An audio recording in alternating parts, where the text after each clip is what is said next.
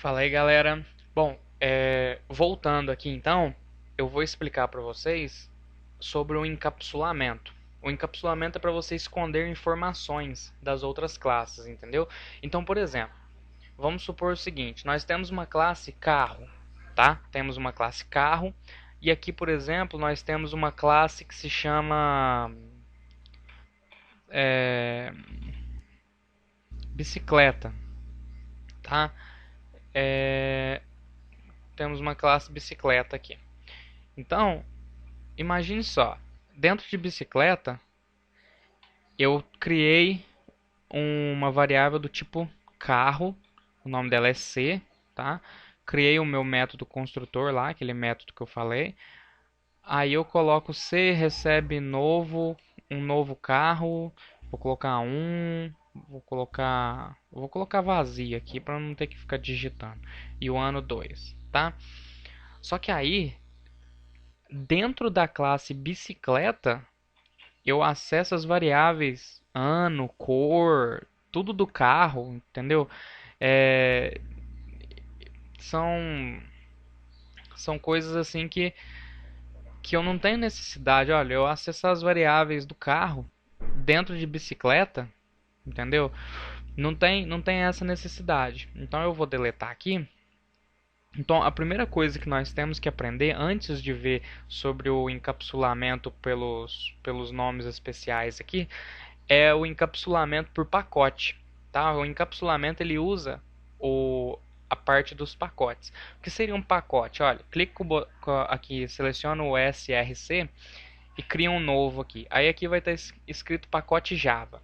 Aí vamos dar um nome de pacote que chama veículos, ok? Veículos e salvar. Aí você seleciona o carro aqui e arrasta ele aqui para dentro de veículos. Aí vai aparecer essa telinha e você põe refatorar. Pronto, ele vai refatorar, né? E aqui ele vai dar um errinho aqui, tá?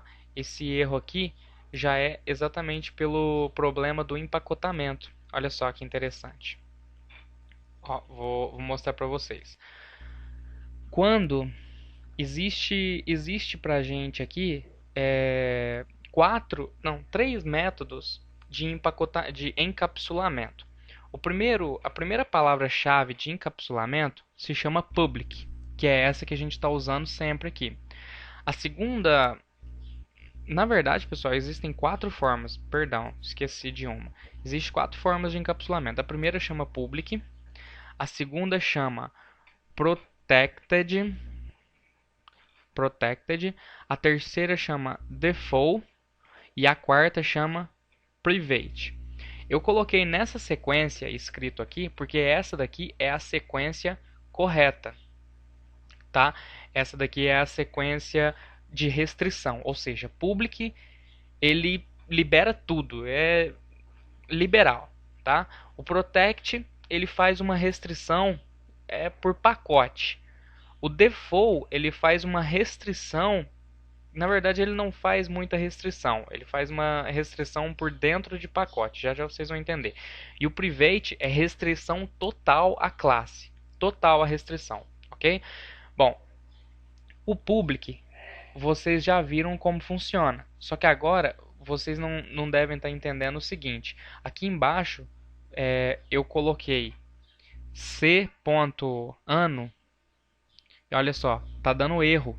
Tanto é que o ano nem aparece mais aqui. Lembra que antes as variáveis apareciam aqui, mas agora está aparecendo só os métodos get?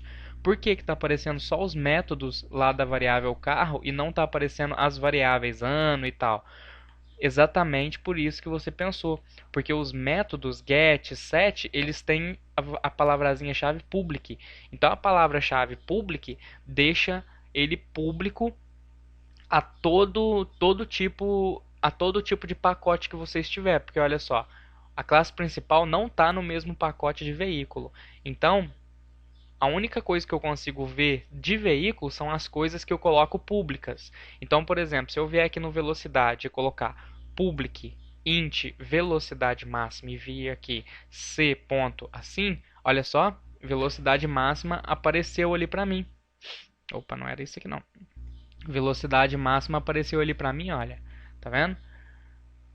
Ele apareceu pra mim e eu posso colocar valor nele se eu quiser, sem dar erro.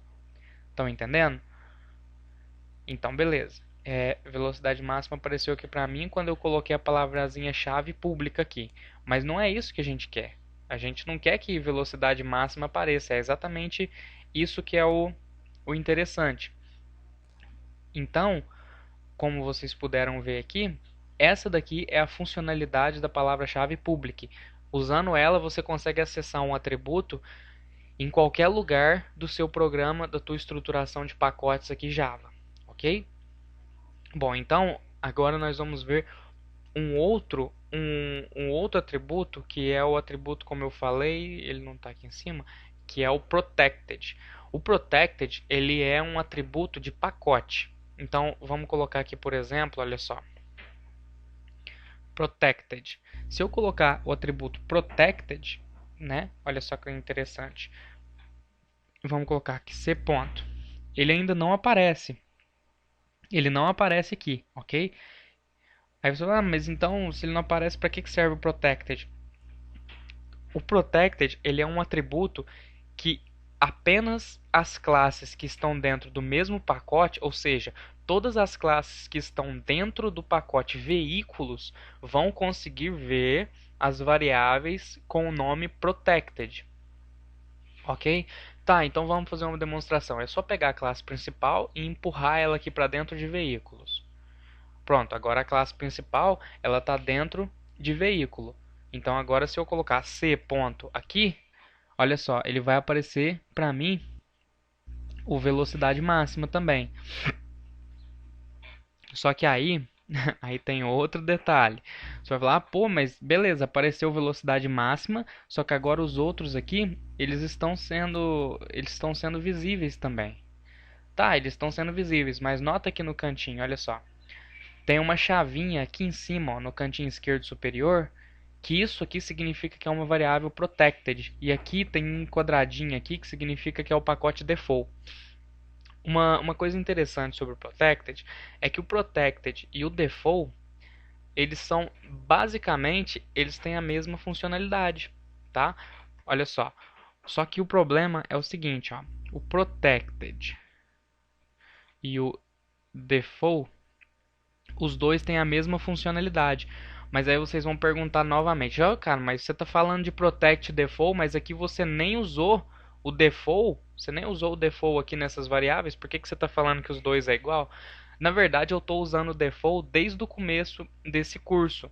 O default é um modificador de acesso implícito, ok? Ou seja, o que que é um modificador de acesso implícito? Significa que é uma coisa que eu não preciso colocar ele para mostrar que essa variável aqui ela está usando o default. Tanto é que vocês viram que o nome nem aceita, tá? Mas só um momentinho. Mas é isso aí. Ele é uma variável default, ok? Esse modificador de acesso.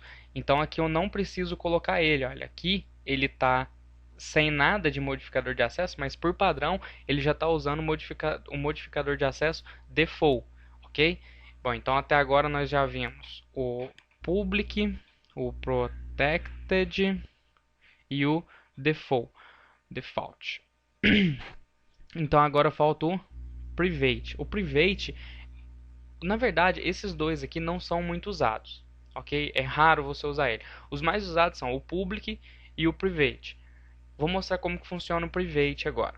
O private, independentemente de você estar no mesmo pacote veículos, o private, olha só, o private vai fazer com que você não enxergue nada, olha só.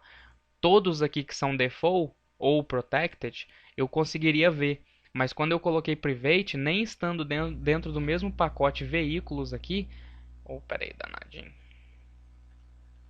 Nem estando dentro do mesmo pacote veículos, eu consigo ver, entendeu? A velocidade máxima. Então, imagine o seguinte, para aquela pergunta que vocês devem ter se feito, tá, mas então para que eu vou usar os getters e os setters se eu consigo ver todas as variáveis de fora em todas as classes. Então basta você fazer o seguinte: pega o private, coloca aqui, olha só, pega o private, coloca aqui, pega o private, coloca aqui e pega o private e coloca aqui.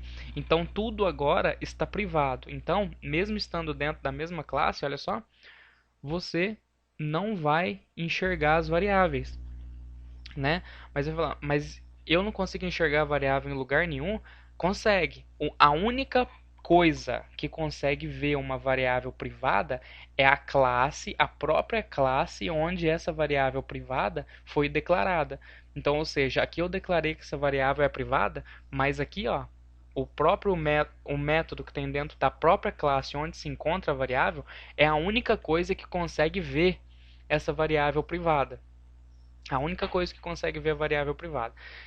Então agora está completo o nosso método get e set, porque o que nós fizemos? Nós escondemos as variáveis e deixamos público somente os métodos getter e setter. Então, olha só, o que virou? Set e isso aqui. Só que agora a gente vai fazer o seguinte, vamos tirar esse C1 aqui. Aqui em cima nós colocamos os valores 200, verde, Fiat, Palio 2013. Então agora a gente vai mudar tudo. A gente vai mudar o set velocidade máxima 180, set cor azul. Olha só que legal. C.set fabricante. Vamos colocar a Honda. C.set nome. Vamos colocar Honda Civic. Vamos colocar Civic. Vamos agora colocar C.set ano. Vamos colocar 2014. Um carro de 2014. Então, aqui a gente colocou os valores e depois a gente modificou todos esses valores por meio dos métodos set. Então agora como que a gente vai apresentar esses métodos? Out.println. Vamos apresentar os métodos da seguinte maneira: c.get. Então deixa eu só fazer isso aqui para ficar mais rápido. 3, 4, 5.